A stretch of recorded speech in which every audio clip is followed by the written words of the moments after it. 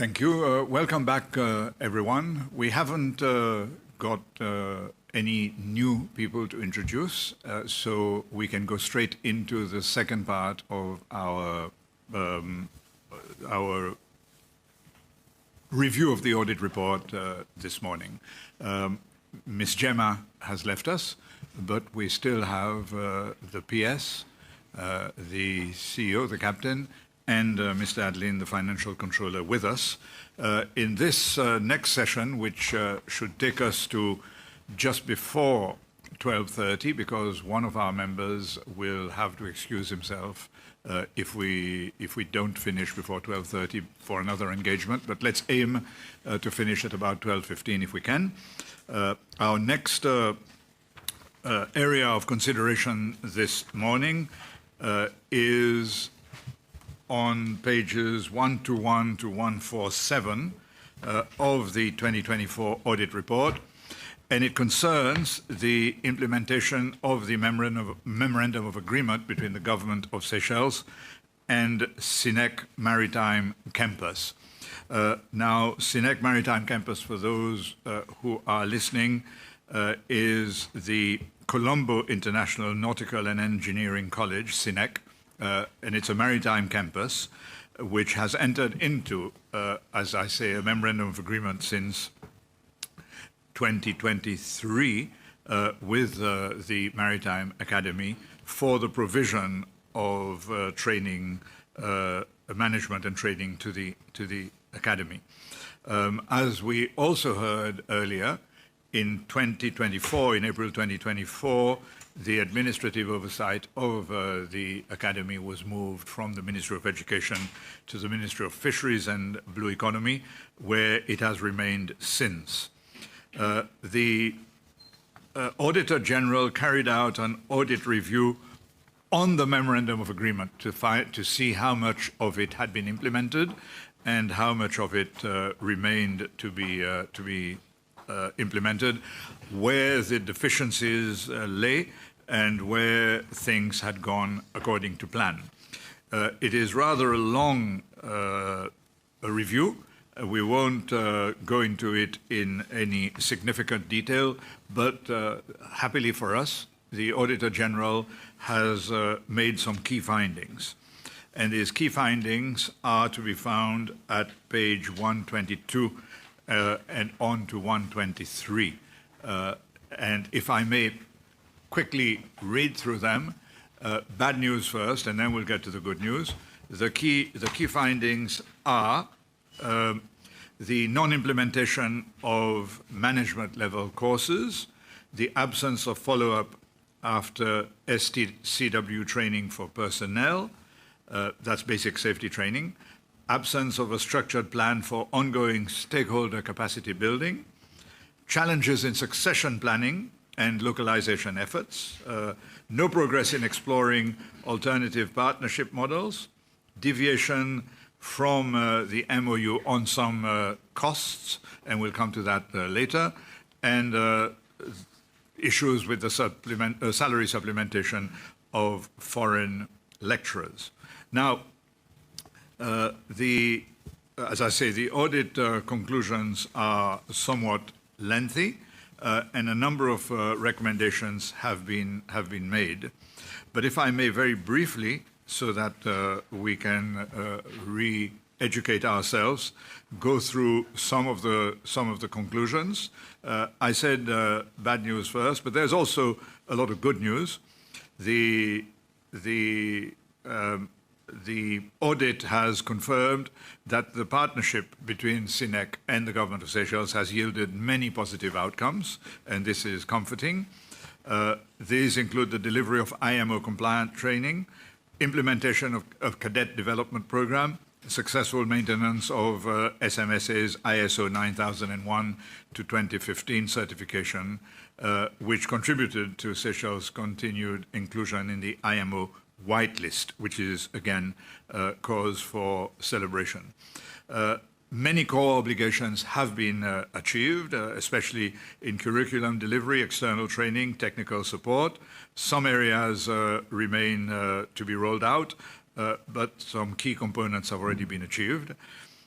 On the Ministry's part, financial and administrative support has been provided, as we heard earlier, not always on time and not always to the level required, but definitely there has been support in terms of salaries, accommodation for foreign lecturers, housing for the director who is here with us today.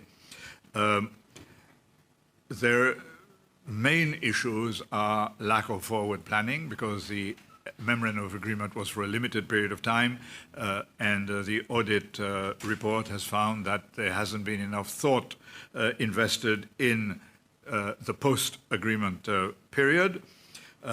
One or two instances where, for lack of funding, Fpac had to step in to pay foreign lecturers and their monthly salaries.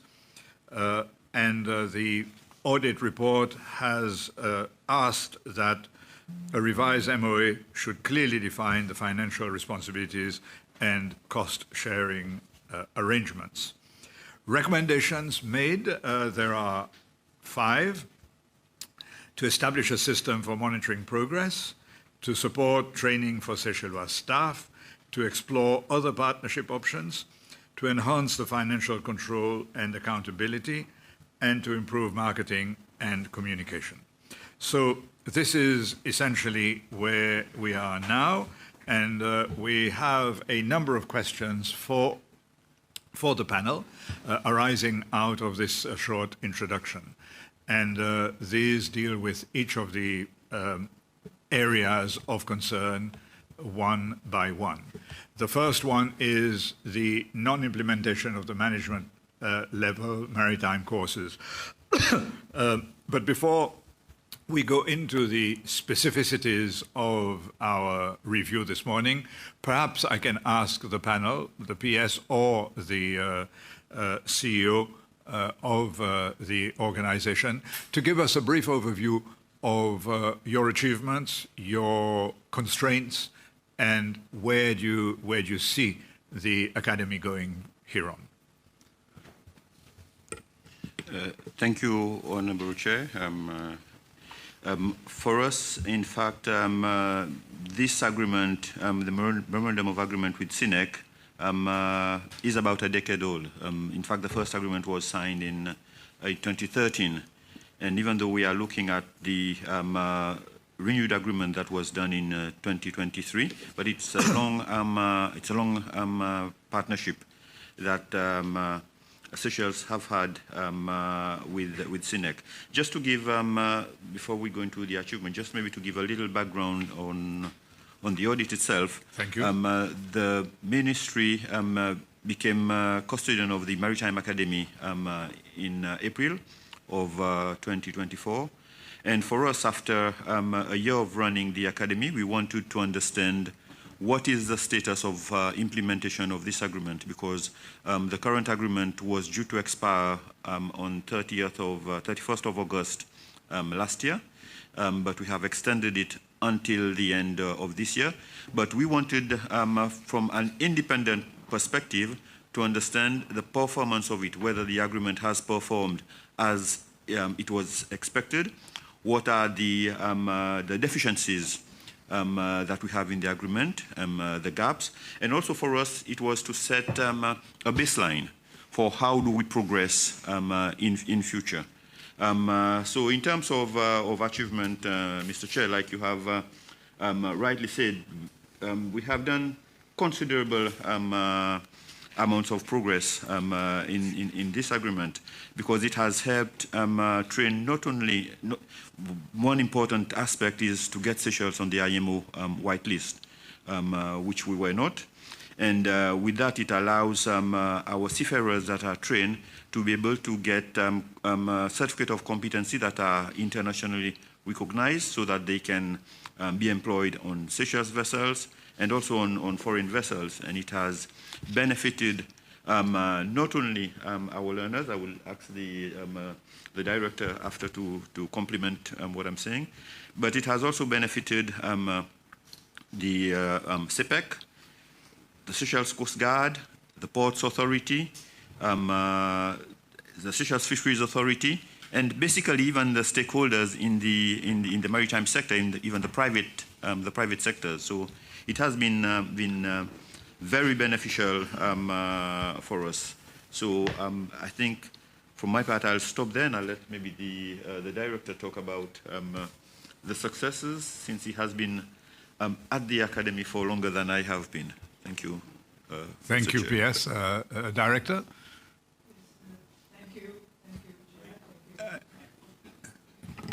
Thank you, Chair, and thank you for the committee for inviting me to speak on behalf of SMA.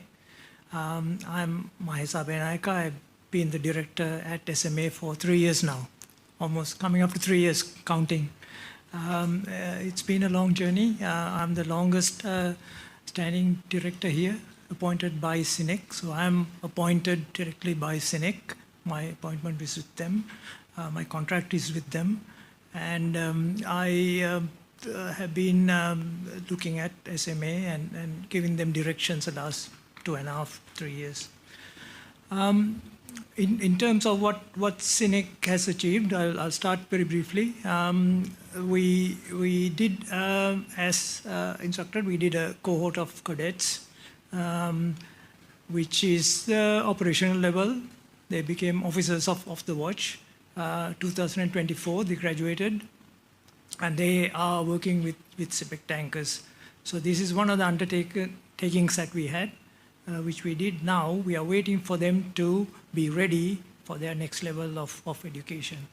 Other than that, our main achievement is to give the STCW certificates. So anybody, if you go on any of the boats, any of the islands, or associated with anyone, you ask them, yes, they have been to SMA. They have, without the STCW 5 certificates, they cannot be on board. So you basically don't need academic qualifications. With the STCW certificates, you can get a job.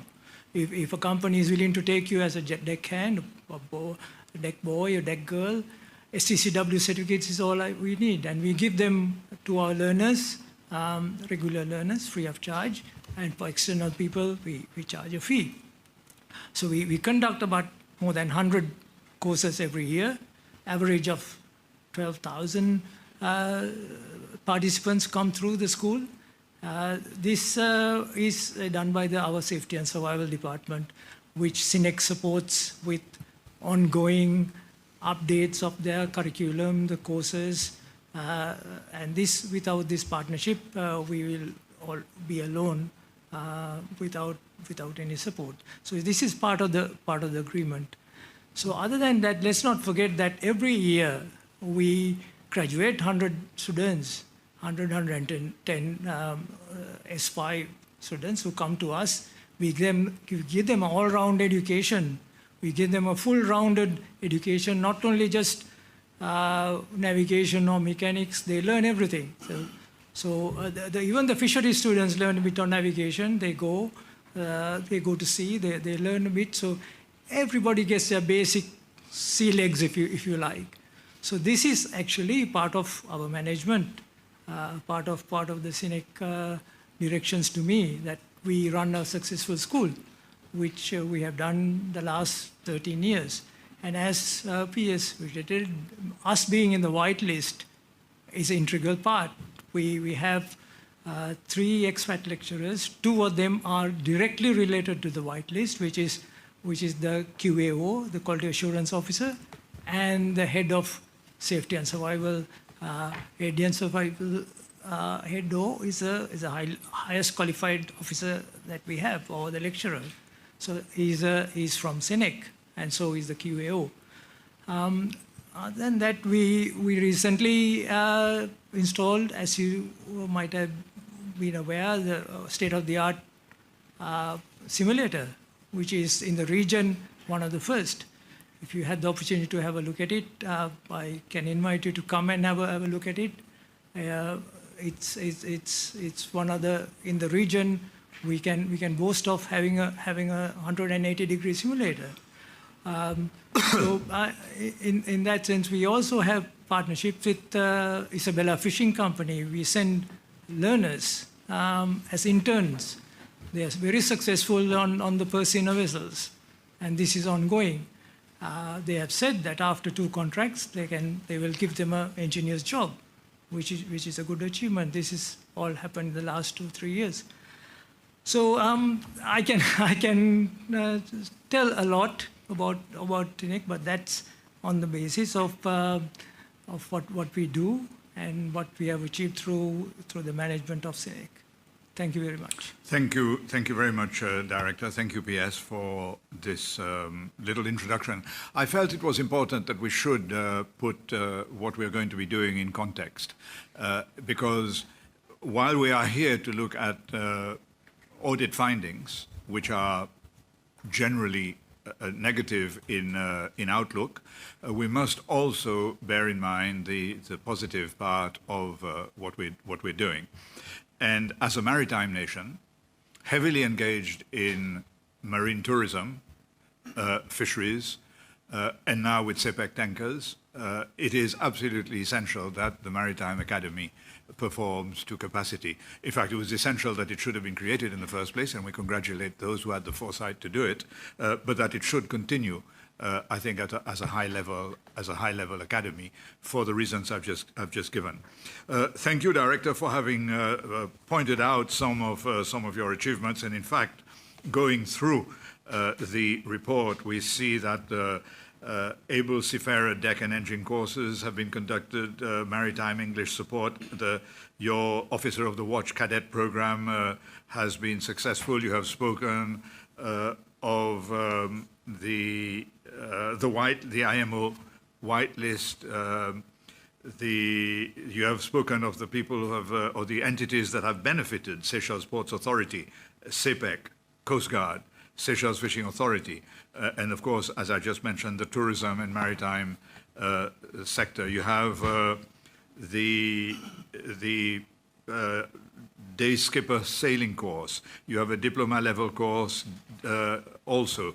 You have the simulator courses. So there is a wide range of activities that the Academy provides, and for that we are extremely thankful and extremely grateful, and must support the ongoing work that you do. Nonetheless, we must return to those areas that have been pointed out by the Auditor General as requiring some consideration. And the very first one, as I had mentioned, is that a management level maritime training program has not yet been implemented despite successful delivery of operational level programs. So please guide us as to why this is so and what remedial action can be taken. And this item is at paragraphs 44 to 48 of the report at pages 128 and 29. Thank you, Honourable Chair. I will respond to part of this audit query, and then I will ask the Director to also respond based on his experience also at the Academy. Thank you. Mr. Chair, in terms of the first identified query, which regards to non-implementation of management level courses, maybe just for explanation of the committee, at the moment, the Maritime Academy is providing the training for the cadet levels, support level, which are the deck officers and seafarers. But for management level, we're talking about officer level and this is not only in terms of capacity, the requirement that has been identified directly related to the Academy, but also to the Maritime Safety Administration, SMSA. And we note that in the audit, it points about the lack of legal framework, but we have been reassured by the Maritime Academy that the legislative and regulatory framework necessary for these management level courses in fact are in existence in the merchant shipping Act and the Merchant Shipping Standards for Training Certification and Workkeeping for Seafarers Regulation and the STCW Convention. So the legal framework is there itself, but what is lacking is the establishment of a management level certificate pathways requires to achieve this. Right. And to achieve this, both the Maritime Academy and the Maritime Safety Administration have to have some capacity and expertise in place that are qualified to deliver, monitor, and assess training at that level. For example, we need to have approved maritime education and trainer. We do not have currently local trainers that have the certificate or the capacity to deliver training at this level. It doesn't mean that we do not have personnel that are not capable of doing, but this comes with a remuneration. If you are training an officer, you need to get somebody that has been in the industry as well, that has the capacity, and normally these people are highly remunerated, and our current salary structure within the academy will not be attractive for this. So this is one thing that if we want to reach at this level, we also have to look at how do we attract and retain people at that caliber. So we also need to develop the approved curriculum and assessment systems to do that, and also the quality standards that are necessary for the regulation under STCW. But as this is a highly technical requirement, I think probably the director is more suitable to supplement my general response. Thank you, PS. It's very useful what you've said. Director, would you like to add? Put some flesh on the bones. Thank you, Honourable Chair. Again, I would like to ask some time from this committee for me to explain this management level, the different levels of, if you can give me a bit of time. Is that all right? Yes, please. Okay. Thank you. So in the industry, we have three levels of hierarchy, if you like, on a commercial vessel. So big commercial vessels have support level, operation level, and management level. When we talk about management level, it is the four ranks, the four top ranks: the captain, the chief officer, the chief engineer, and the second engineer. These are the four top guys. They are the ones who run the ship. Now, to get there is our goal, to get the Sea Shelwa there. We do have Sea Shelwa who are captains, who are experienced, but they have been trained in Ireland or England or Australia. We have not trained anybody here. Why is that? Now, in 2024, like I said before, we had a cohort of 10 operational level cadets. They are partly trained in Seychelles and partly trained in Sinek. So they began their first 2 stages here, and for the last stage they went to Sinek in 2024, and they got involved in COVID and a lot of other things, so they got delayed a little bit. 2024 they graduated as officers of the watch. Now they were given Sea Shelwa certificates. They were not eligible to do Sri Lankan certificate because I'll explain why later, why that didn't happen. They had Sea Shelwa, so they could and still work in Fpac tankers. Now for them, this is the cohort that should be doing management level. You understand? So this is the management level we are talking about now. This is the 10 people that now should be ready, because first 18 months is your chief officer level or second engineer level, and then another 18 months at sea.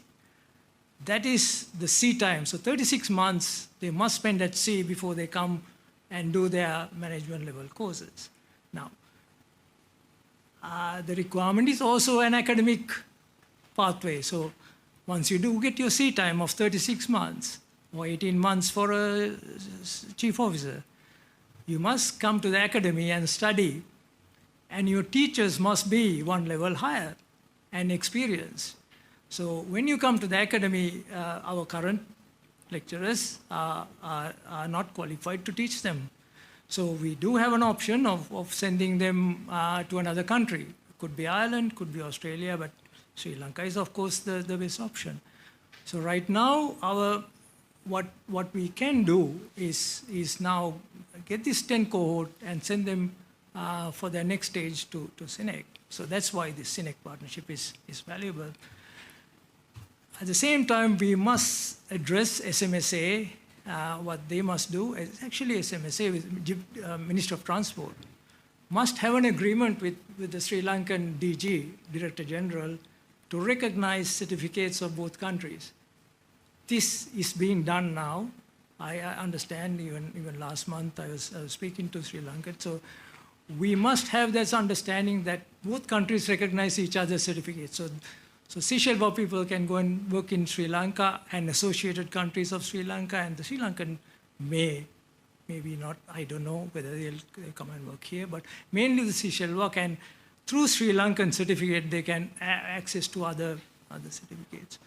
Now, this is being done now. So the management level can be done, providing, as SP has pointed out, we need to pay our lecturers. We need to pay them enough to attract them to leave their sea life or some lucrative job that they're doing with their experience to come and teach. Most of the time is retired personnel who like to come and teach with dedication to teaching. So we can attract them. This is our next step. Now, again, other part is also important, getting MOUs with other countries. Well, yeah. Let me, if you don't mind, let me stop you there.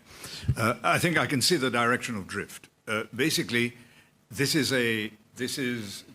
in the memorandum of agreement, so therefore that's why it's come up, and it is, in effect, a program that SMSA would like to develop going forward, but hasn't got the capacity right now to do. So while the framework exists, and it is good that that framework should exist and that we should aim to get there, essentially what we have now are financial constraints. So does it not make more sense to do what we're continuing to do now, which is to send those 10 to SINEC or elsewhere, SINEC being the preferred choice because of the arrangement, for them to do the management level training rather than invest in the Maritime Academy here because of the constraints that you have just provided, which eventually will happen. I mean, that's how the University of Seychelles developed. Eventually, when there are sufficient numbers and there is sufficient capacity in terms of budget and trainers, we'll get there. But for the time being, aren't we biting off a little bit more than we can chew? Wouldn't it be easier to just continue with the current arrangement, which is train at management level elsewhere? Won't that actually be more cost effective? Thank you, Chair. In fact, Honourable Chair, in fact, we have done this reflection, and in discussion with the Maritime Academy, they've told us that for them, in building the capacity to achieve this, it will not be a short-term thing. We cannot do it within 5 years, but it doesn't stop us from trying to do it. Yes. Maybe the time frame that we need to do it and the resource that we need to do it, we need to relook at. And like you rightly said, we also need to look at the cost factor, the cost benefit, whether it is cost effective to have this management level training in Seychelles when we have limited amount of people to train at that level. Might be cost effective to send them overseas. But we're also looking at, maybe it will not happen in my generation, but we're also looking at further down the line. If we can turn the academy into a regional academy, then that would be a possibility and a revenue stream also, and we can attract also candidates from the region. So we are looking at both the short-term and the long-term plan. And I'll let the captain supplement this. I like your thinking. It's exactly what we need.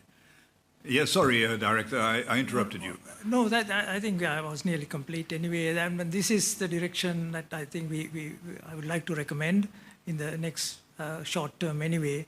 Like the PS said, 5 years is the target for SMSA, but we can do it a lot sooner, providing we get this agreement going through. So, Yeah, provided the agreement is and renewed. not this agreement, but I'm thinking of bilateral agreement between the countries that For we recognize recognition. each other's certificates. Yeah. That's a lot more Thank you. relevant. Thank you. Thank you. Anybody has any questions arising out of this item? No, I think that's fairly clear. Can we move to the next one, which carries on the same thought process, and that's the absence of a long-term training plan. I think you've touched on that already, after STCW training for particularly SFA personnel. The comment of the Auditor General is that although the training was successfully delivered, there has been no structured long-term plan or follow-up mechanism to assess training outcomes and future capacity fulfilling needs. Honourable Chair, I can answer that. It's not that complicated, so I'll keep it short. We did. It's actually not. It says SFA, but there were more. There's a broad range of fishermen that we trained. There was a period where we had STCW amendments into, and we SMA and Seychelles were not prepared for those amendments. So at one time we did a batch of STCW certificates for the fisher person who were working in EU vessels. If not, we did not upgrade them. They would have not had. They couldn't have worked. So this batch of people, the 300, that is not just SFA, but it was generally Seychelles seafarers. Now, the recommendation is to actually follow up of what happened to them. I'm just going to give you some numbers. We do about more than 120 courses a year at average of 12,000 seafarers who do the certificates. And we simply don't have resources to follow up and track them. But we do know that they come back every 5 years because they have to keep their certificates revalidated. Give us this number again. It seems high. About average of 12,000 a year. So about 120 courses. So 12,000 seafarers a year. That's consistent with the last 3-4 years. That's 1,000 a month. No, year. No, but 12,000 a year means an average of 1,000 a month. Yeah. Okay. So we are taking 4 certificates. We are taking each participants. So we are talking participants. So you mean there are 12,000 people out there engaged in the maritime industry? Not everybody continues. But new ones come. New ones come. Some people don't continue. Some people renew their certificates, revalidate them every 5 years. Some don't. So in terms of audit finding, it's impossible to track them. They change their contact details. They change their phone numbers. Even if we had a resource chasing them up, which we should as a business, if they want us to come back, we do not have the resources to do it. So we have not followed up in this case. Hence the fact that you can't establish a long-term training program. This is a long-term training. We keep going. Well, this is SCCW. Yeah. So you have the long-term training program, but you don't have the follow-up. I think that's what the audit finding is. Follow-up is the revalidation, which is ongoing. So in fact, you don't agree with the audit finding. Unfortunately, there is a misunderstanding of what we do STCW courses. So we do the full course and we do the revalidation. Okay. The follow-up is the revalidation. All right. Okay. And the issue that you have is that you don't have a system in place to follow up everybody. You have to rely on them coming forward. That's correct. Effectively. That's correct. Thank you. Honorable Gabriel. Thank you, Mr. Chair. I just want to ask, maybe what are the main reasons why the people that pursue this career so much drop out? What is the main reason affiliated to this? Can you give us a reason, maybe? Okay, if you're asking why people go to sea as a sea career, or sorry. So exactly. So there's two parts to it. Not everybody likes the sea. They might go one time, get seasick, and not come back. They might try it for a while. And also sea life, fishing is a difficult job. So it's only the most disciplined who survive. The people who survive continue to do so, and they can find a way to upgrade. Also on Seychelles side, we must give them career opportunities further than what they're doing now. So SMA, we try and do part of it, but we must offer them a career path, a proper career path, and then answer to your question, then they will tend to stick a little bit more at sea. Yes, carry on. Just tell us, while they are on training exactly, what do they get as incentive? While they are training at SMA, They get something, they're of course supplemented by the government. They get the allowance. They get their normal allowance with their bus fare as well, and of course they get their certificates free of charge, especially the STCW certificates, where the outsiders pay a fee. Where our SMA students, our regular students get free of charge, including the ROC, which is a radio certificate. So we do give them incentives to get a job. Even if they don't make it successfully at the academy with their 4 certificates, they can get a job. Yeah. Thank you. Yes, PS. Thank you, Honourable Chair. Just to supplement the answer based on the question from Honourable Gabriel, just to give you an example, Fpac themselves, which basically employs the people and then train them, in between 2014 to 2026, Fpac has provide training to 137 seafarers and retain only 48% of them. So even if they are given the opportunity to train, not everybody stays in the field afterwards. Thank you. 137 has been trained. 48%. Yes, but 48% has been retained only. Retained. Thank you. Honourable Gill. Thank you, Mr. Chair. Mr. Chair, my question is what we do moving forward. In the agreement, in the audit report, it says that Seychelles has met all its obligation. For instance, payment made to SINEC, all has been respected. And the agreement has been signed since 2013, but we still have issue to be able to provide training for management level. Since 2013, the agreement has been signed. We are now 2026. This report is 2024. What exactly is the problem? Moving forward, have this problem been discussed? The issue has been identified, and what SMA intend to do about it so that the other part of the agreement, whereby SINEC should comply for their agreement, is achieved to complement the agreement on both sides. Thank you. I think you partially answered this question, but if there's anything you would like to add. The duration, there time that this could have been Right. corrected. Yeah. I think the point that Honourable Gill is trying to make is we've been at it 13 years already. Why hasn't this already occurred?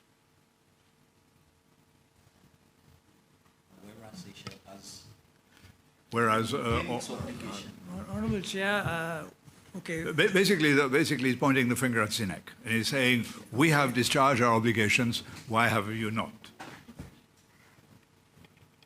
Can I? Yeah, please can go I ahead, answer that? Director. Honourable Chair, although we started the agreement at 2013, it takes time. First, you start with support level, like I said, operational level. You do not start from day one training management level. So we had to get there. So our first cadet cohort graduated in 2024. That is also sponsored, that is Fpac cadet. So we couldn't have started from day one. And it's only on 2024 we could actually start thinking about the next level. So this is one of my explanations. Yes, Honourable, follow up. Okay, in that case, since according to your explanation, it takes very long. So now how long it will take until we reach there? Thank you. So, like I said a little while ago, the framework is in place for these 10 cohort to now they are ready with their sea time. Now the next step is to send them to SINEC for the academic work. So once we have the agreement with the two countries, bilateral agreement, as I spoke before, with the recognition of the two certificates, they can go immediately as soon as that agreement is ready. Yes, but excuse me, Mr. Chair. Go ahead. This want Yes. to be clarified properly. But we want to know, until we reach that point where you're saying, how long, in your experience, you think this will take? Thank you. So at this stage, the cadets are ready. So the length of time is when we reach the agreement, the bilateral agreement between the two countries. And then we can start sending them across. So the thing that is stalling it is the bilateral agreement with for the recognition of certificates by both countries. Right now, we need the recognition of certificates. Otherwise, they will go there, do their exams, and then they'll be back in the same boat as to what certificate we issue them. We would like, ideally, to issue them a certificate of a Sri Lankan nature because they have agreements with other countries. So if they get a Sri Lankan certificate, it's easier for them to get work outside Seychelles.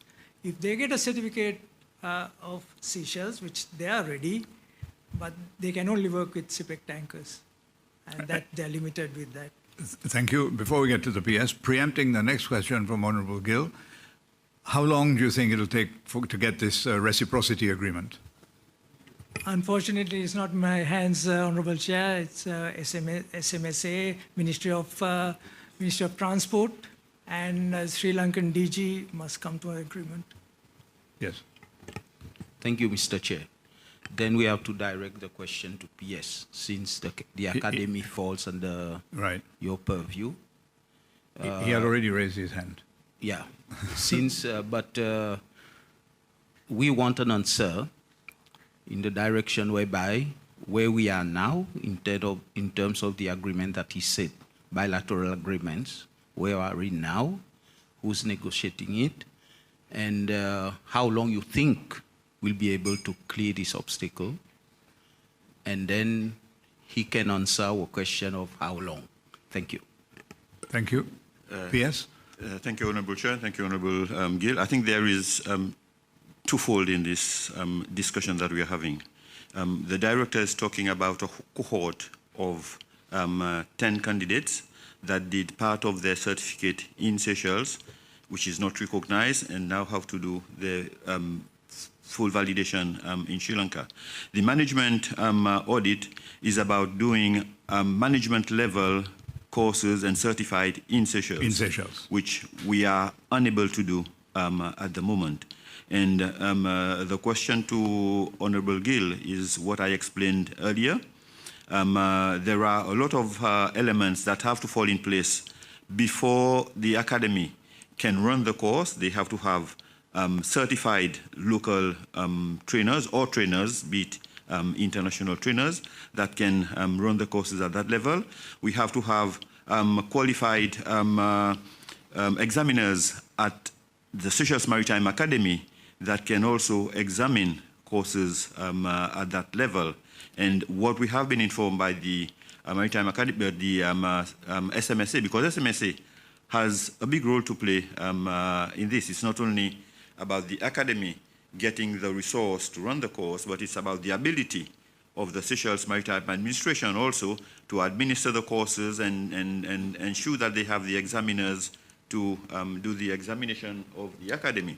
So the Seychelles Maritime Safety Administration has told us that this will not happen within the next 5 years. And they have also told us that we also, the discussion that I mentioned earlier, we need to also look at the cost benefit of this, of going forward with this, whether it is worthwhile at the moment to pursue this when the number of candidates that will enroll to do high-level management courses are a handful. So in terms of giving you, Honourable, a definitive timeline, I'm not in a position to be able to do that at this moment that we are having this discussion. This is something that we need to have further reflection on. And as we are going to go in negotiation with SINEC to renew the agreement, this is something that we also have to discuss in renewing it, because it's the capacity needs of SMSA as well has to be provided by SINEC or any other partner that we decide to liaise with. So this is a discussion that we need to have. And also, like I mentioned, there are financial resources also that needs to be catered for. I cannot say that in the 6th year we will have this program in place, because we have to ensure that all the moving parts are in place and fits in together. Thank you, Honourable. Thank you. Yes, Honourable Gill. Thank you, PS. It's very clear. The management level training, then it's only something that we talk about at this stage. Thank you. Thank you, Honourable. In fact, I inherited the agreement with that in place. So we are trying to try and see how we can move it forward. Thank you.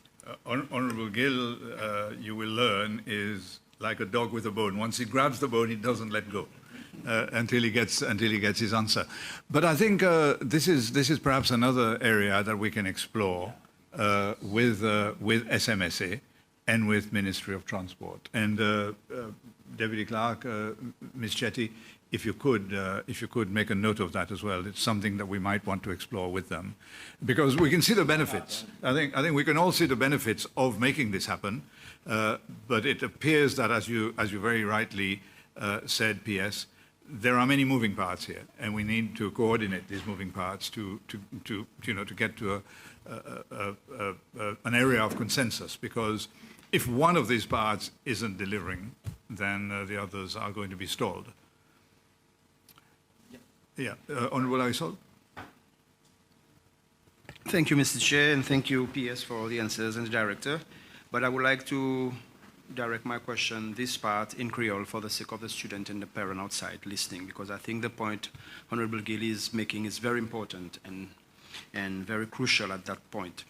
Mr. Chair, l'état mon écoute PS, l'état mon écoute Directeur, il dit premier cohorte que j'ai pu envoyer, c'est 2024.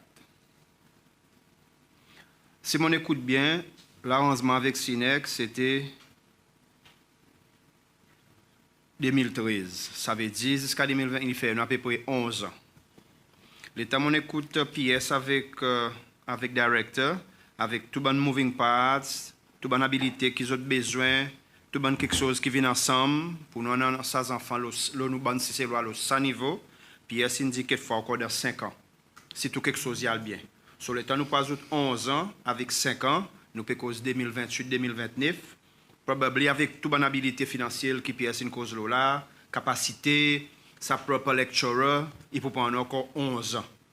So, mon peut faire encore parce que en même temps, il faut des pas nous bonnes zen qui peut écouter, ben bonnes parents dire, peut écouter, puis imaginer pour dire, moi envoyer mon enfant côté Fisheries Maritime Academy, il pas pour jamais gagner 105 jours pour lui arriver au management level. Il pour ça le côté MSc, il pour suivre son cours l'habitude, faire ça, jouer en mer, ref là-bas, il dégoûte à cause il pas capable en mer. Mais comme c'est mon peut écouter en général, ou pour n'a pas sa possibilité incesser le venir pour le management parce que habilité financière, lecturer, professionnalisme n'a pas. So, c'est ça mon peut mettre ça bout en créole comme si pour nous gagner bien ça l'information parce que il découragement un peu, mon père dit mon côté en mer, c'est moi il découragement il mon peut écouter pour ça zen quelque fois qu'il est côté en mer avec un jour il peut imaginer pour lui arriver à niveau, mais avec tout ça qui nous dit là quoi, il n'a pas de sens arriver. Mais c'est moi Pierre bien expliqué, il pas nécessairement parfois il tombe jusqu'aux autres côté SMA, mais qu'il faille dans les autres composants aussi qui viennent avec, qui permettent de s'arrêter. C'est ce moment aller, nous arrivons 2021 ans, depuis le commencement, là nous parlons encore 5 ans, probablement, pas encore 5 ans, et on n'a pas l'espoir pour nous bonnes zen, Lolo Sabout, qui fait pas mal, mais ce moment, j'ai envie de faire ça petit commentaire en relation avec les questions que nous avons demandé. Thank you. Merci, Chair. Merci. Would you like to answer now? Because I see Honourable Sofa has raised his hand as well. Is it arising out of this issue? Let's listen to him. Yes, Noel. Thank you, Mr. Chair. My concern, we've just heard that panel said there's no monitoring. So my point is, don't you think that if there is no monitoring, it makes it more difficult to retain those people? Don't you think? Like seafarers, huh? You say you train some, and then not all get into the job and want to go at sea. But when they left, there's no follow-up, no monitoring. So then they might lose interest and go in another direction. So my point of view is, if there was a following up or monitoring, this will make those people more interested in what they have learned, so they can be retained in their respective job. Don't you think that monitoring play a role there? Okay, thank you. So we have two issues here. One is the following up of the existing cohorts, where there is an issue, and the other one is how long will it take for those who are already, who have stayed, who want to make a career of it, to progress higher up the ladder. PS. Creole or English, yes, whatever you nous prefer. sommes capables quelquefois avec créole pour sa bout qui concerne possibilité benzen qui peut étudier. En effet, moi mon grand encouragement, moi crois quelquefois qui m'a nous expliquer il pense sorti bien, mais c'est moment pour dire il y a un prospect pour benzen qui peut étudier de l'école maritime, prendre un carrière et pour arriver à ce niveau. Et raison qui m'a pour dire ça, je donne un exemple SIF qui m'a devant moi. Là, on peut causer ban SIF qui nous gagne avec Fpac. En effet, depuis 2014 jusqu'à 2010, jusqu'à 2026, il y en a 10 cohortes, pas 10 staff, il y en a 10 cohortes qui gagnent train, qui ça qui n'a le SINEC, qui ça figure 137 qui m'ont mentionné. 2014, il y en a 18, 2025, 14, 2016, 19, 2017, 12, 2018, 13, 2019, 13, 2010, 2020, avec 2022, 2023, 23, 2024, 11 et 2026, 14. Et, monsieur, un encouragement aussi qui m'a pour dire ça, ça 25 personnes qui traînent avec Fpac, qui n'a le code SINEC pour faire les autres études avancées entre 2024 et 2026. Tous autres encore peut travailler dans Fpac, ils ont retain. So il y a une possibilité. Ça qui nous peut discuter là pour arriver aux officiers, le niveau officier, capitaine. difficulté qui nous peut gagner pour le moment, c'est que nous pas capables, nous n'avons pas sa capacité pour nous faire tout ça training CCL et certifier les autres CCL qui ont gagné reconnaître en bas IMO pour être capables de travailler n'importe qui bateau à l'étranger. Ça qui est nos difficultés. Mais même si nous n'avons pas sa capacité pour faire aujourd'hui CCL, sa relation qui nous a avec SINEC, il y a là où nous, pour autres faire sa deuxième stage training à Sri Lanka avec SINEC, pour autres venir un officier, un ingénieur, un capitaine. Sur sa possibilité, il a allé. Ça qui nous peut cause là, par exemple, qui m'a hier, qui quand c'est le temps pour prendre nous, pour nous mettre sa framework ensemble, pour nous capables, nous-mêmes, sans besoin de SINEC ou soit l'autre partenaire, venir IMO compliant, le whitelist, nous pour bénéfice, sans besoin de faire le ticket SINEC. So this is ça qui nous peut discuter là, mais seulement, côté concerne ben étudiant, mon tout confidence et quand mon point courage autres, nous l'océan est vaste, possibilité est vaste, mon courage autres pour autres points carrière dans maritime. Merci. And for the second part of the question, Honorable Chair, in fact, yes, the director has said we have difficulties in monitoring them, except when they come back for recertification.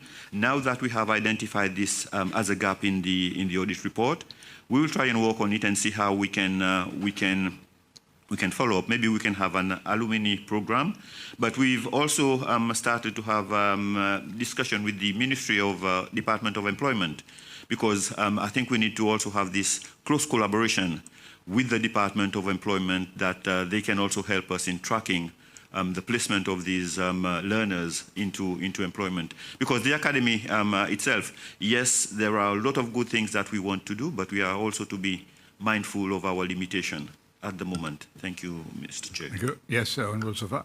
Sorry, before that, you're okay, Honorable Messi? Yes, Honorable Thank Sofa. you for explanation, PS. I will suggest something, an opinion.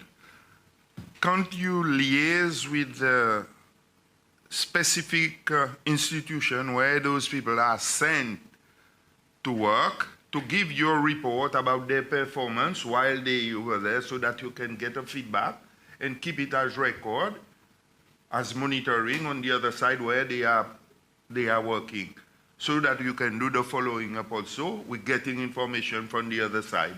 You can combine it together, and it will be a sort of partnership work. And then you can come out with a strategy that you can do your own monitoring with the information that you get from the other side. Thank you. Thank you, Honorable, for the suggestion. Yes, of course, we can work with our partners to see how many of the learners they have absorbed from the cohorts that graduate every year. But as you know, it will be difficult for us to follow 100%. Because we would not know at all time where all the cohorts that have graduated are in time. But yes, we can work with our partners that are close with us to get a sample, and we can use this for statistical purpose and evaluating what is the successful, I would say, retention rate in the industry. Thank you. Thank you. Let's not let perfect get in the way of good. Let's do what we can. And keep as many as we can. Bon, unconscious of the time, we still have several items to go through. So with your permission, I'm going to combine the next two because they have a similarity. One is the challenges in succession planning and localization efforts. And the other one is exploring alternative partnership models. And I assume that is a different model to the SINEC model. So how would you, essentially, the auditor has found that there hasn't been enough progress made in training up Seychelles nationals. We've touched quite a bit on that already in order for them to take over from the SINEC lecturers, etc., and quality assurance. And you've already mentioned that PS. SMSA also has a part to play, and it also needs capacity efforts. But also, what alternative partnership arrangements have been made, assuming that the current MOA ends. So if we could have a quick answer to these two issues, because both of these issues are, I think, essential for the proper development of or for the future development of the academy. Thank you, Honourable Chair. And in fact, you are right. These two, we believe they work hand in hand. So it's good that we combine these two questions together. In terms of localization effort, some of these posts, like I say, they are very highly technical, and our salary structure, the way it is, we cannot basically attract specialists of this caliber, for example, in terms of quality assurance. We cannot attract local talents. We definitely need to look at the revision of remuneration. But having said that, Mr. Chair, we are looking to be able to train our own. We already have lecturers that are at the academy. They might not have the proper qualification now, but in terms of looking at alternative partnership model, we are actively, since we've acquired the school, we are actively looking at other partnerships other than CNEC. Of course, CNEC is one avenue, but we are looking at other partnerships whereby we can either train our lecturers or even give prospect to a learner. There's one graduate that has just graduated from Maritime Academy, I think 2 years ago, and we're giving her, in fact, a further training now. So hopefully we will have somebody that can come back and teach at the Maritime Academy. In doing so, since 2023, since 24, when we acquired the Maritime Academy, we've engaged with the Antwerp Maritime Academy in Brussels. In fact, we invited them, the director of the academy and the head of training program, we invited them to Seychelles to come and have a discussion with us and see our academy, see our programs, our structure, and advise us on what we need to do to bring our academy to a higher level. At the moment, we're doing only certificate level. We want to enhance this to diploma and further, why not? And we also had a delegation consisting of the deputy director and other heads of program of the Maritime Academy that went to Antwerp in Brussels, in Belgium, to have a look at how they run their academy, what are the things that they need.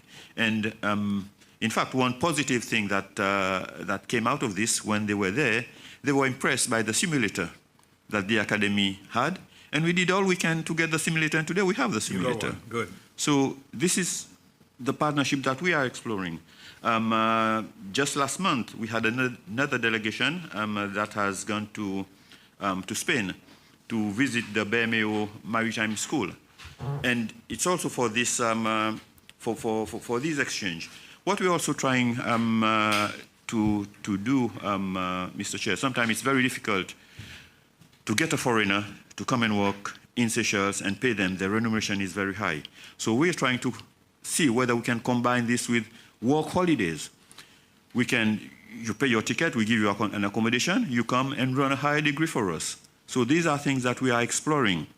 If we can get lecturers from these highly reputable academies to come to Seychelles, assist our lecturers, train them, train our trainers, and also we can get our lecturers to go there and experience how these institutions run.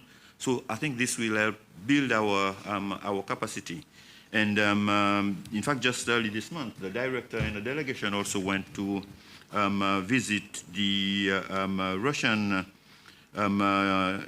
Technical University, the Naval Academy. We are exploring all possible avenues that we can further enhance the capacity of the academy and our maritime sector. Thank you, Mr. Chair. Excellent. Thank you very much. And that, I assume, is both for the training of trainers, but also the post-CNEC future, right? Thank you. Anybody has any questions arising? I think that was a very clear and succinct answer. Thank you very much. Moving on, to salary, yes, there are a few minor items here. One was the salary supplementation for foreign lecturers.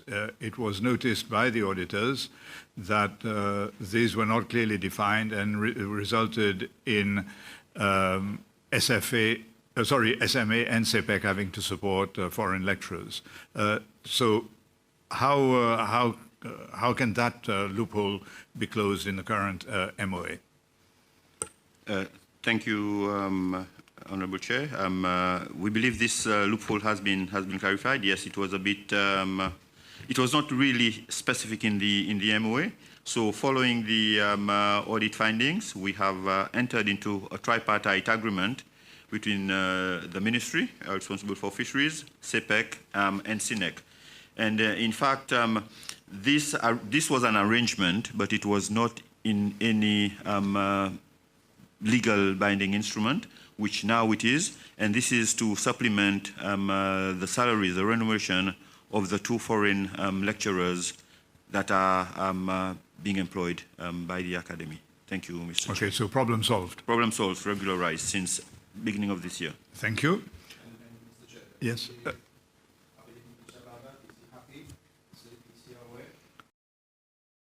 Answer? Problem solved?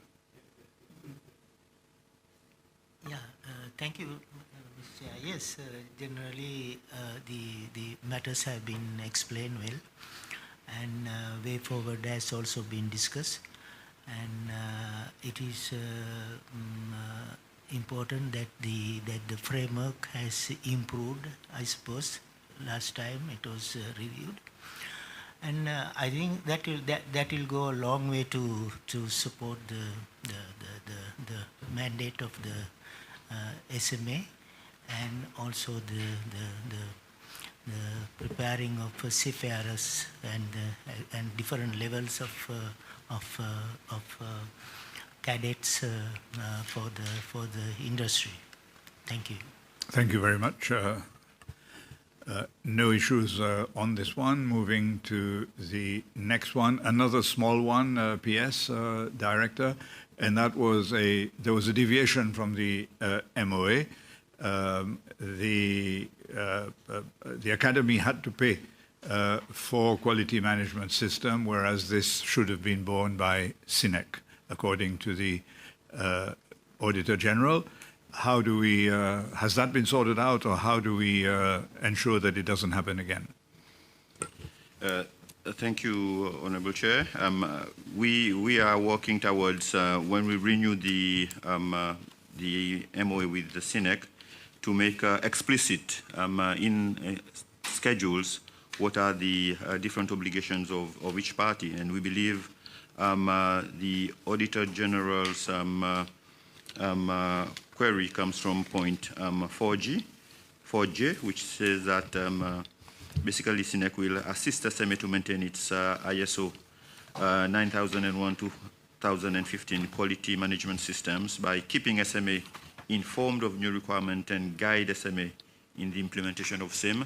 Mr. Chair, we have a slightly different interpretation of this obligation from the interpretation of the Auditor General, but we, of course, would stand to be guided. But for us, in our interpretation, we believe that this is under the MOA. This does not derive as a responsibility of SINEC to pay for the QMS. It is clearly stated in the agreement they need to assist us in knowing what are the updates that needs to be undertaken for us to be able to maintain this certification. And so it's just a matter of interpretation, and if the director can also complement this. This has also been a customary practice whereby it is SMSA that request for the audit, because this is an independent audit. SINEC is there to assist us in achieving and maintain the certificate, but when we do the audit, it becomes the responsibility of the academy. Thank you, Mr. Chair. Thank you. Director, do you have anything to add, or are you happy with the PS's answer? Thank you, Mr. Chair. I'm happy with. I can assure you that this is customary that the institution pays the audit fees and whatever the costs associated with the audits. Okay, thank you. Auditor General, there's a pushback here against your audit finding. No, actually, we are happy with the explanation. It is I can see that there was matter of interpretation. There was no. Thank you very much. Yeah, difference of opinion. Thank you. Thank you for your grace in accepting this. Okay, and we come to the two final items. Honourable Gill, we will be able to achieve your deadline, all being well.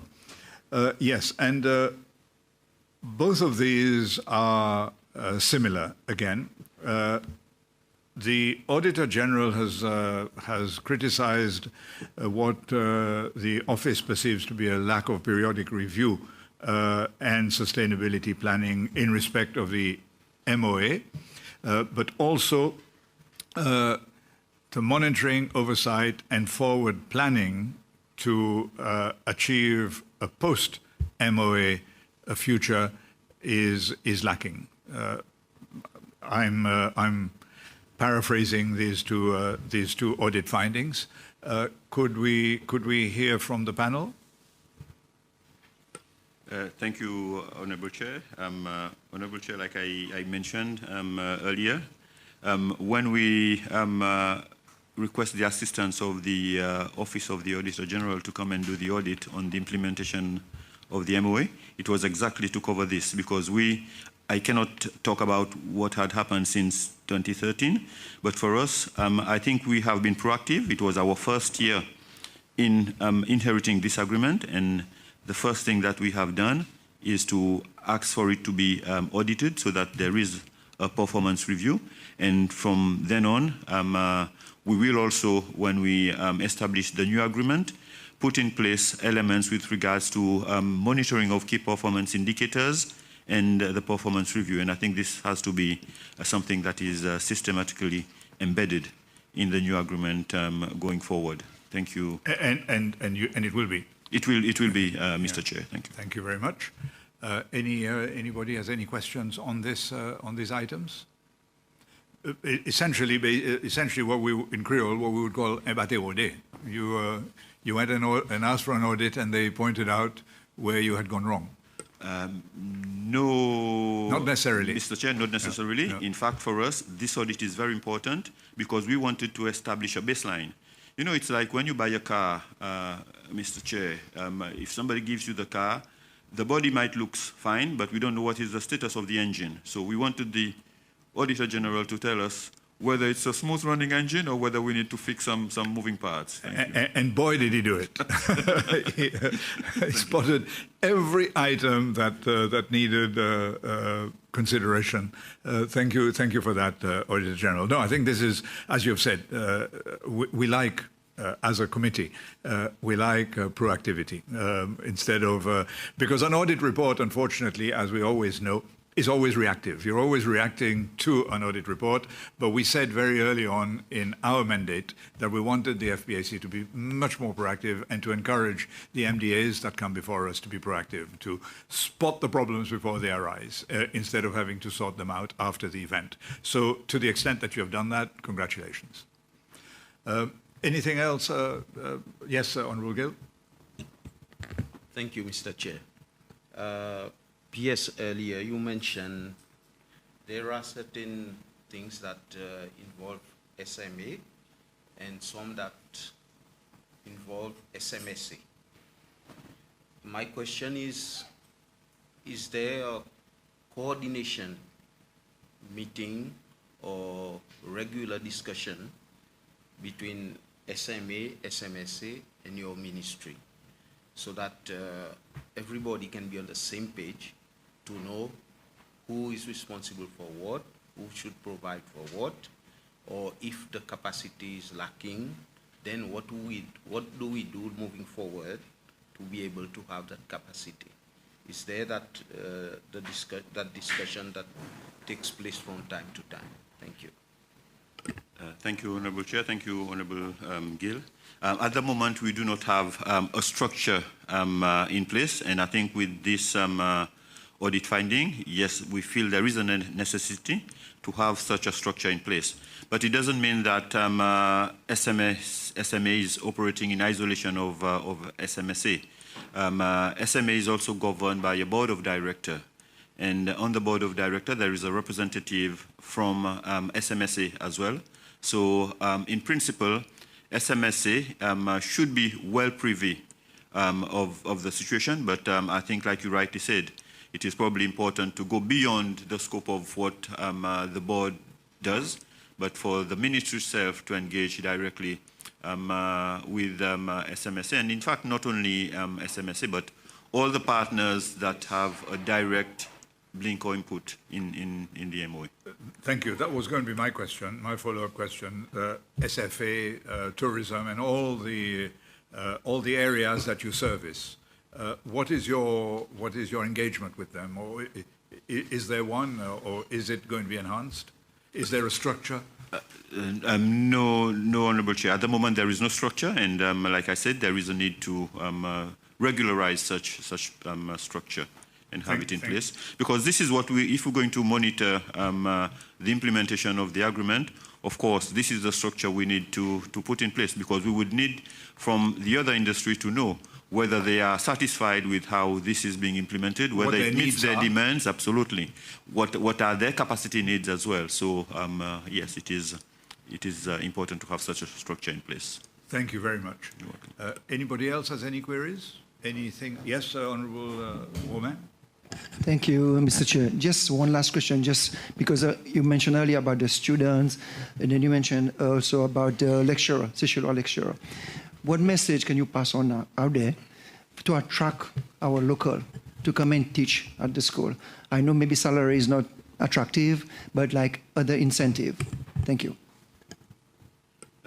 Thank you, Honourable Chair, and Honourable Woman. As you know, in terms of remuneration, we are guided by the Ministry of Finance and the Public Service Bureau.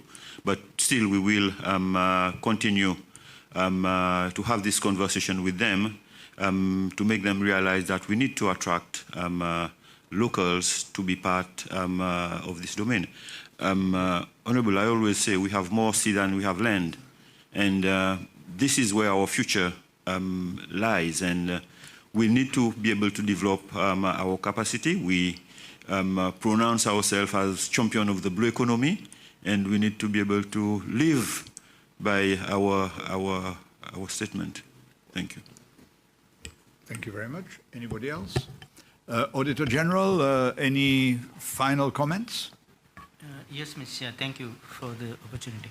Yeah, perhaps with regard to this issue of lecturers. Enjoy your lunch.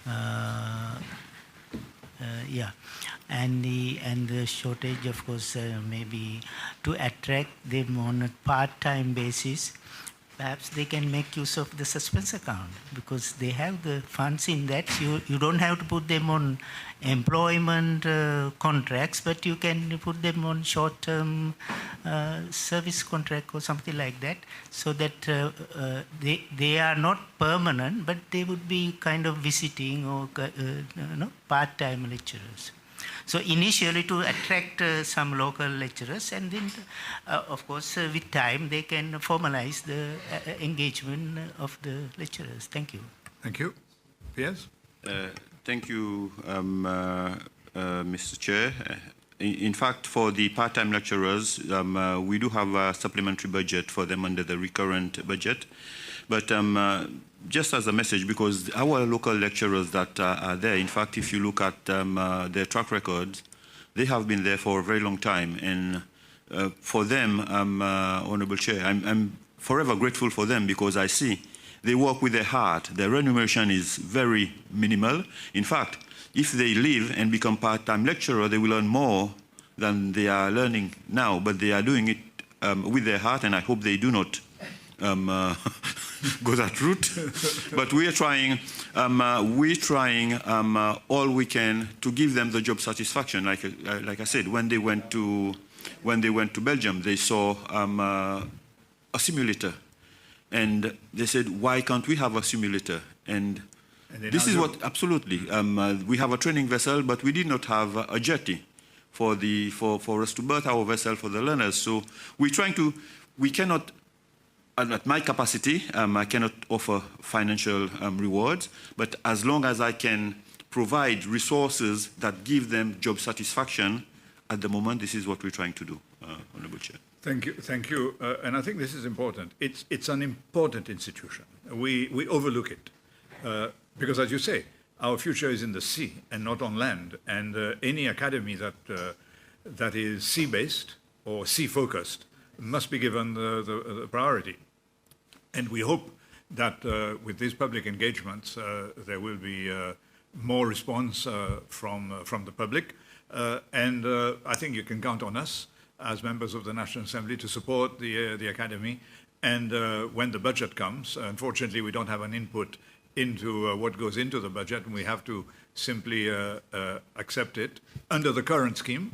But hopefully, going forward, when we implement an Assembly budget committee that will be able to meet with the Ministry of Finance before the budget is concluded, there may be instances where we can push for certain allocations in certain directions, such as this one. No promises made, but at least you can see that we will do whatever it is that we can possibly do. So congratulations on running a fine institution, and all our best wishes for the future. Thank you very much to the three of you for the morning. Thank you, Auditor General. Thank you for our support staff. Thank you, committee members, for having given up your Thursday for this important work. Et pour tout le monde dans la cour, moi dis au revoir. Nous avons encore une entité qui nous prend bientôt, et ça c'est Ministry of Local Government, qui est une entité intéressante lui aussi. Nous avons fait les autres qu'on est, nous prenons sa entité. So, merci beaucoup. Au revoir. Back to SPC. Thank you all. Bon, ben, c'est le bon moment pour mettre ça sur la table, d'autant plus que ça signale et révèle, outre donc des accusations d'espionnage contre des personnalités françaises. À l'époque, en 2021, il avait même été dit, sans que ce soit évidemment jamais prouvé, que ça aurait même concerné le président Emmanuel Macron. Le Maroc avait réagi à l'époque même en démentant toute implication, et je crois même en lançant des poursuites judiciaires contre les différents médias qui avaient sorti ces informations. Donc là, qui ont été déboutés, les poursuites judiciaires. Voilà, en plus, elles dans ont tous été les pays, voilà, en Allemagne. Voilà. Donc, effectivement, de ce point de vue-là, pour le moment, le Maroc n'a pas réagi à ce qui semblait être, moi j'ai pas vu le détail parce que c'est sorti ce matin, on a l'impression des confirmations de ce qui avait été essentiellement dit en 2021. Mais l'autre aspect qui est très intéressant, qui effectivement souvent complique les relations entre Paris et Rabat, c'est ce que ça dit aussi de la surveillance du gouvernement sur sa propre population contre ses opposants. Et ça, effectivement, si on pense par exemple à l'arrestation récente du rappeur El Mardi Lioubi, qui est un soutien à un mouvement qu'on appelle le mouvement Gen Z 212, un mouvement de jeunesse, notamment à l'automne 2025, qui avait protesté contre la corruption, le chômage de masse, etc. On voit quand même qu'en termes de liberté publique, liberté d'expression, etc., d'un point de vue démocratique, on va dire, même si comparé à d'autres États en Afrique, etc., le Maroc est plutôt dans une moins mauvaise situation, je ne sais pas trop comment dire les choses, mais enfin, d'un point de vue démocratique, on n'y est pas encore. Lorsque le scandale Pegasus avait éclaté en 2020, Emmanuel Macron disait de Mohamed VI, ce roi est un voyou. Alors aujourd'hui, à l'époque c'était, vous l'avez rappelé, dans une époque de froid entre les deux parties. Aujourd'hui, on est dans un réchauffement. Qu'est-ce qu'on fait ? On se place dans une logique de réel politique, on oublie l'affaire et on continue à avancer malgré tout vers le resserrement des liens ? Je crois qu'aujourd'hui, on est dans des relations d'État à État, avec des intérêts de part et d'autre. Et il y a une volonté des deux côtés, comme l'a souligné Benoît, de se concentrer sur ces éléments-là qui sont factuelles, tangibles. Voilà. Maintenant, je doute fort que le Maroc reste complètement, ne réagisse pas du tout, même si c'est peut-être pas fait de manière, il réagira peut-être par un procès, mais très probablement parce que il y aura une réaction. Il y aura une réaction. Ce sont quand même pas des accusations anodines. Et puis je trouve que quelque part, enfin bon, autant l'enquête, je ne remets pas en cause l'enquête journalistique, mais d'avoir l'impression de tomber des nues sur la surveillance de personnalités ou autres. C'est quelque chose qui existe dans tous les pays du monde. C'est pas. Alors, est-ce que la France ou Israël auraient le droit de surveiller, mais le Maroc n'aurait pas le droit de surveiller? Pour quelle raison? Il y a presque une forme de condescendance quelque part. Après, il y a des règles à respecter, il y a des choses effectivement dont il faut tenir compte. On ne peut pas faire n'importe quoi. Il faut que ce soit cadré quand même. Il faut que ce soit cadré. D'accord. Maintenant, tomber des nues et faire oh là là, qu'est-ce qui se passe? Ça pose quand même la question de savoir si on peut faire ami-ami avec quelqu'un qui vous espionne. Enfin, mais vous mais ça, je trouve ça à la rigueur moins choquant parce qu'effectivement, il ne faut quand même pas être naïf que différents pays espionnent les dirigeants d'autres pays, même des alliés. Hein, on va pas aller plus loin dans le détail, y compris des personnalités, y compris comme le président français. Ça, je veux dire, ça a toujours existé. Ce qui est plus embêtant, c'est l'autre partie que j'évoquais, c'est-à-dire la surveillance contre sa population. Parce que ça, tous les États ne font pas ça. C'est-à-dire que si la surveillance consiste à espionner des historiens, journalistes, militants, pour monter des dossiers